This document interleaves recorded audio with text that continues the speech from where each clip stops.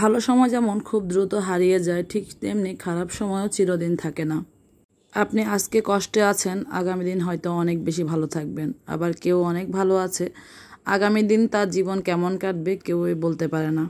তাই খারাপ অবস্থা নিয়ে যেমন খুব বেশি দুঃখ করা উচিত নয়, ঠিক তেমনি ভালো অবস্থা নিয়েও অহংকার করা একদমই উচিত হবে না আমাদের। ভালো খারাপ সব কিছু মেনে নেওয়ার মতো ক্ষমতা সবারই থাকা উচিত। ধৈর্য এজন্য অনেক বেশি প্রয়োজন। ধৈর্য ছাড়া জীবনে কোনো কিছুই মোকাবেলা করা সম্ভব নয়।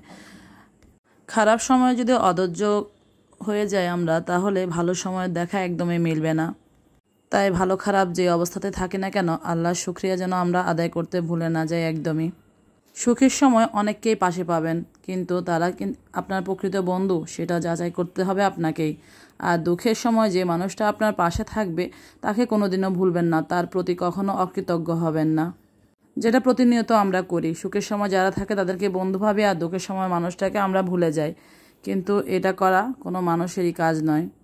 জানেন না আজকে কথাগুলো কেন বলছি? রান্না করছিলাম ডাল দিয়ে পুঁই শাক, নিরামিষ। চিংড়ি মাছ ছিল না বাসায়, ভাবলাম শাক এনেছে, শাকটা কিভাবে রান্না করি। পুঁই শাক আবার অন্য কোনো কিছু দিয়ে রান্না করলেও ভালো লাগে না।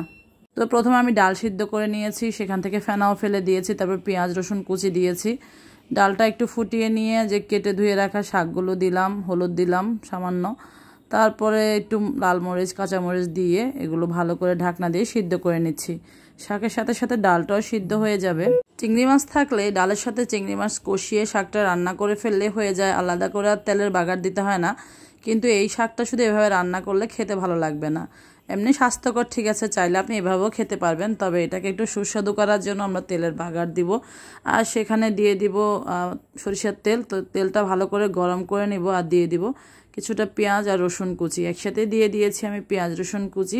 এগুলোকে একদম লাল লাল করে ভেজে নেব।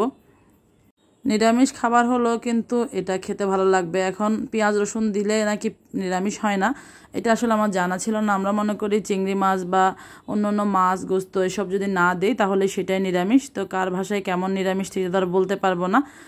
পেঁয়াজ রসুন একটু ভেজে তারপর সামান্য একটু জিরা দিয়েছি। এরপরে এখন ডাল আর শাকগুলো এটাতে ঢেলে দিচ্ছি।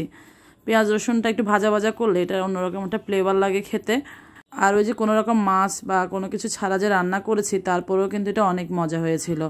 তো সাধারণ খাবার অনেক সময় অসাধারণ হয়ে যায়, তো এটা অসাধারণ কিছু না, খুব সাধারণ, তারপরে খেতে কিন্তু ভালো লেগেছে। আর শাক এটা কিন্তু খাওয়া উচিত, যদিও ফ্রেশ শাক পাওয়া যায় না বলে রেগুলার খাওয়া হয় না। তো আজকের শাকটা কিন্তু মজা হয়েছিল, সবারই পছন্দ হয়েছে। ভাবলাম যে চিংড়ি মাছ দিয়ে রান্না করে নিই, কারোর কাছেই ভালো লাগবে না, তো সবার কাছেই ভালো লেগেছে আলহামদুলিল্লাহ। এরকম ঘরোয়া সহজ সহজ রেসিপিগুলো আমি আমার চ্যানেলে বা আমার পেজে শেয়ার করি। যাদের কাছে আমার এই ঘরোয়া রেসিপিগুলো ভালো লাগে তারা আমার পেজটি ফলো দিয়ে রাখবেন। ভিডিও সম্পর্কে মতামত থাকলে কমেন্ট করবেন। সবাই ভালো থাকবেন। আল্লাহ হাফেজ।